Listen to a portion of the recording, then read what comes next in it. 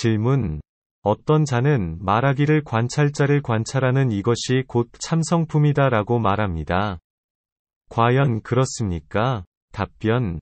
그것은 오히려 번부중생이 일상으로 쓰는 마음입니다.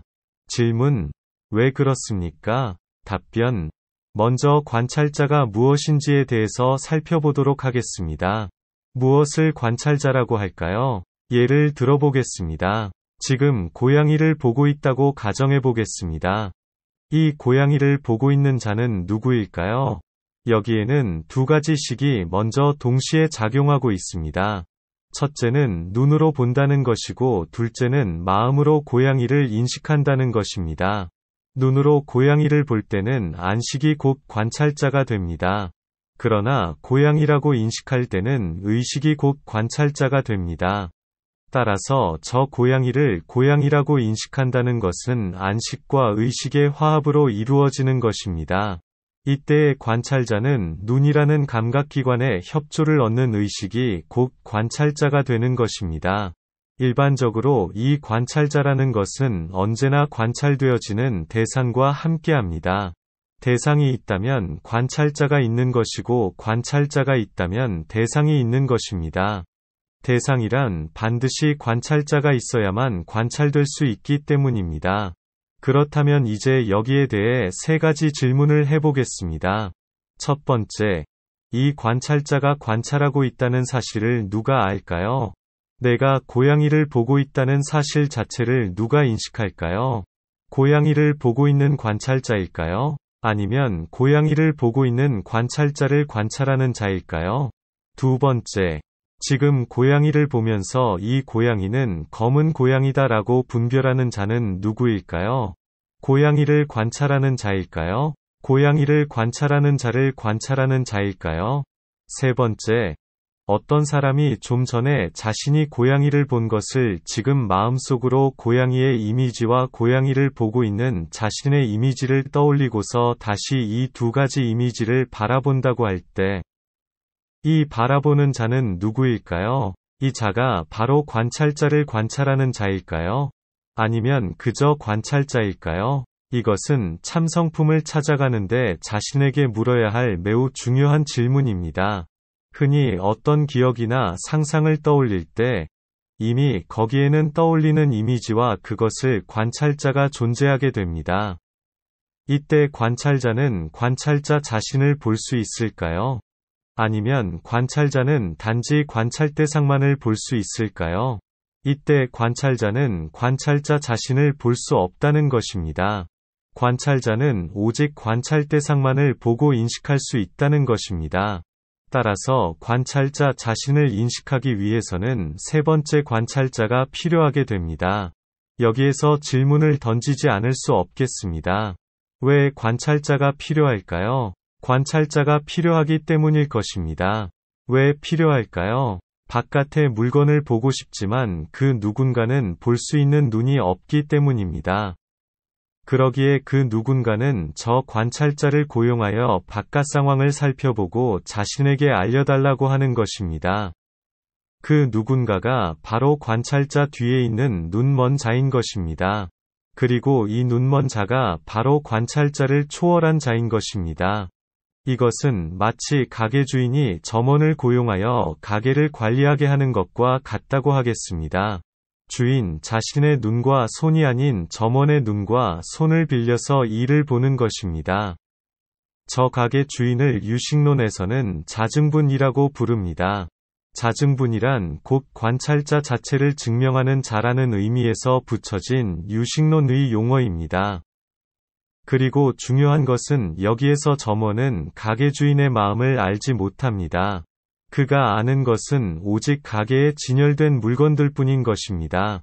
그러기에 가게 주인은 점원을 관리하고 점원은 물건을 관리하는 것입니다. 다른 예를 들어보겠습니다. 국민은 대통령을 선출합니다. 대통령이 선출되면 대통령은 국무총리 및 각부 장관 등을 임명합니다. 각부 장관은 다시 하부 조직을 구성합니다.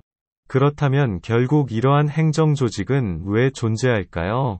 바로 국민과 국토를 위해서입니다. 여기에서 자증부는 대통령과 국무총리, 각부 장관 등 중앙정부에 해당하겠습니다.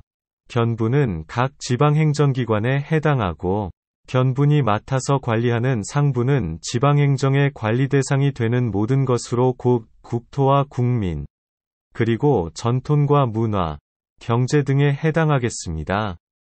이 자증부는 또한 하나의 방으로 비유해 볼 수도 있습니다. 이 방에는 6개의 창문이 있고 그 안에는 한 마리의 원숭이가 머물고 있는 것입니다. 그리하여 만약 동쪽 창문에 무엇인가 나타나면 방 안의 원숭이는 그 창문으로 가서 마주합니다. 이 원숭이가 곧 관찰자가 되는 것입니다. 관찰되어지는 대상은 곧 이 원숭이가 마주하는 바깥의 대상이 되는 것입니다. 처음에는 6개의 창문에서 멀리 떨어져 방 한가운데 머물다가 밖에서 부르는 신호를 감촉하면 곧장 달려가서 응하는 것입니다. 하나의 의식이 방 안에 머물다가 밖으로부터 무엇인가를 감촉하면 그쪽으로 가서 마주하는 그것이 곧 관찰자가 되는 것입니다. 방 한가운데 머물던 원숭이가 곧 창문에 다가간 원숭이인 것입니다. 하나의 의식이 6가지 관찰자로 바뀌는 것입니다. 그런데 어떤 자들은 이 잠자는 원숭이를 참성품으로 앓기도 합니다. 그러기에 불교에서는 이것을 일시궤도라고 부릅니다. 방 한가운데 앉아서 졸고 있는 원숭이가 바로 자증분에 해당하는 것입니다. 이 자증분이 사실 관찰자를 관찰하는 자인 것입니다. 이 의미를 확장해보면 저 가게 주인이 곧 사바세계라는 가게의 주인인 것입니다. 왜냐하면 그가 이 사바세계를 건립했기 때문입니다. 그렇다면 사바세계를 건립한 자는 부처일까요? 신일까요? 다른 예를 들어보겠습니다. 수면 상태에서는 오감이 잠들게 됩니다. 잠 속에서는 눈으로 바깥의 사물을 보지 못하고 귀로 소리를 듣지 못하고 냄새를 맡지도 못합니다. 이때에는 오직 의식만이 깨어 있기도 하고 잠들어 있기도 하는 것입니다. 이때는 꿈을 꾸거나 깊은 숙면에 들어가게 됩니다. 깊은 명상 상태에 머물거나 선정에 머물 때가 바로 이러한 상태입니다. 저 오감이 잠들고 의식이 잠들지 않을 때 문득 이 의식에서 눈이 생기고 그 앞에 대상이 나타나게 됩니다. 그것은 마치 뇌가 문득 눈을 뜨고 다시 대상 세계가 앞에 펼쳐지는 것과 같다고 하겠습니다. 마치 영사기에서 빛이 뿜어져 나오고 그 빛이 스크린에 닿으면 스크린에 영상이 나타나는 것과 같겠습니다. 이 스크린에 투영된 이미지는 곧 뇌 속에 저장된 기록이 관찰자라는 빛으로 인하여 밖으로 구현된 것입니다. 일체의 외부를 차단하고 캄캄한 극장 안에 앉아서 영화를 보는 것처럼 몸 가운데 오감이 잠들었을 때 오직 의식만이 활동하게 되는 것입니다.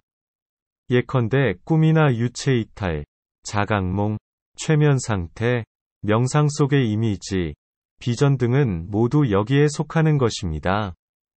이것을 소승불교에서는 독두의식이라고 부릅니다. 꿈을 꾸는 것은 바로 몽중 독두의식에 속합니다. 참선에 머무는 것은 정중 독두의식에 속합니다. 독두란 오감과 함께하지 않는다는 의미에서 붙여진 명칭입니다. 그리고 이 독두의식은 바로 의식 즉 제6식과 관련이 있습니다. 대승의 유식론에서는 이 제6식은 3가지로 이루어졌다고 말합니다. 그것이 곧 자증분, 견분, 상분입니다. 예컨대 독두의식 자체는 자증분에 해당하고 이 자증분에서 생긴 눈은 곧 관찰자에 해당하고 눈에 보이는 영상은 관찰되어지는 대상에 해당하는 것입니다. 그러나 이 독두의식이 투영한 대상이란 이미지는 존재하지만 실제가 아닌 것입니다. 즉 허상적인 대상이라는 것입니다. 따라서 허상적인 대상을 허상적인 관찰자가 보는 것으로 곧 일체가 모두 꿈이며 허상인 것입니다. 허상이라고 하는 것은 환연과 같은 이미지라는 뜻입니다. 마술과 같고 꿈과 같다는 것입니다. 반대로 실상이란 씨앗에서 생긴 열매를 가리킵니다. 씨앗이 환경을 만나 싹이 트고 성장하여 열매를 맺는 것을 말합니다. 허상이란 곧 제8식 아레야식에 저장된 업의 씨앗에서 생겨난 것이 아니라 그저 환영으로 투영된 것을 말합니다. 따라서 독두의식에 투영된 모든 것은 그저 허상일 뿐인 것입니다. 이것은 곧 그림을 바라보는 것과 같다는 것입니다. 그림 속의 나무는 꽃을 피울 수도 없고 열매를 맺을 수도 없습니다. 그러기에 허상이라고 하는 것입니다. 그럼에도 불구하고 그림 속의 나무를 보고서 있다 없다, 크다 작다, 희다 검다 등 위 분별을 하는 것은 곧 꿈속의 일을 실제라고 아는 일이 되는 것입니다. 만약 어떤 사람이 이것은 부처이다, 이것은 참성품이다, 이것은 진실이다, 이것은 거짓이다 라고 한다면 그것이 어찌 저 그림 속의 나무를 보고서 크다 작다라고 하는 것과 다르겠습니까? 결국 이러한 분별과 판단은 누가 하는 것일까요? 관찰자일까요? 관찰자를 관찰하는 자일까요? 관찰의 최종 단계인 분별사량은 바로 관찰자를 관찰하는 자가 하는 것입니다. 오직 부처의 눈에는 부처의 세계가 보이고 중생의 눈에는 중생의 세계가 보일 뿐이라고 하겠습니다. 번뇌의 물들음으로 인해 사바세계가 만들어지는 것처럼 청정함으로 인해 정토세계가 건립된다는 것입니다. 무명번뇌를 타파하지 못한 저 자증부는 결국 부처 가운데에서 꿈꾸는 중생이라는 것입니다. 바로 그런 이유 때문에 보살은 중도 가운데에서 육바라밀을 갈고 닦는 것입니다.